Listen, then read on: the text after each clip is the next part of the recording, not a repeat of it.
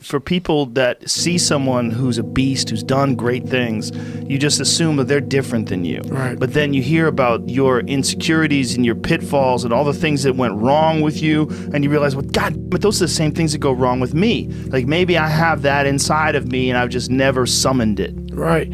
And I'll tell you this, I started really realizing that when I started overcoming myself, I started getting around these real alpha males. And I always put people way above me when I was growing up. Like, my God, they had to have a lot more than me to get to where they're at. And a lot of them did. But once you get around the best of the best of the best people, you can kind of start breaking them down and realizing, man, you're just as f***ed up as me. There's a great feeling in these overcoming these difficult things, because life is never this just constant state of I'm at a 9 all day, and when I'm with my wife I hit 10, yay, and I stay like that. That's not real. When it comes down to how long can you stay in that pool, when it comes down to how far can you run, when it comes down to how much can you push yourself past the part where you want to quit, how far can you keep going, there's a purity in that it dissolves social order, all that bullshit, all the what people think about you goes out the window. It's who are you right now? That's right. Who are you right now? That's a true statement, man. And I look at it as psychological warfare.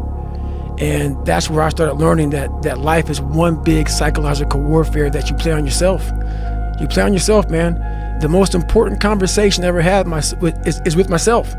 And the shit I was telling myself was so tough, it was so wrong, it was so misguided. And other people start to write that dialogue for you also. And it starts to be what you say to yourself every single day. And I started creating a whole nother warfare, a whole nother battle started becoming. I was like, oh, hang on a second, Goggins. You have these tools.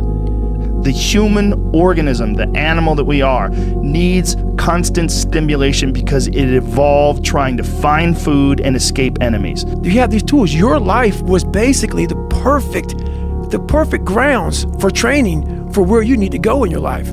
And find shelter, escape nature, escape the elements, try to survive. And this is the great joy that you have in taking care of your children, that you can protect your children from the elements and the enemies and feed them. And it's also the great sadness that you see in losers.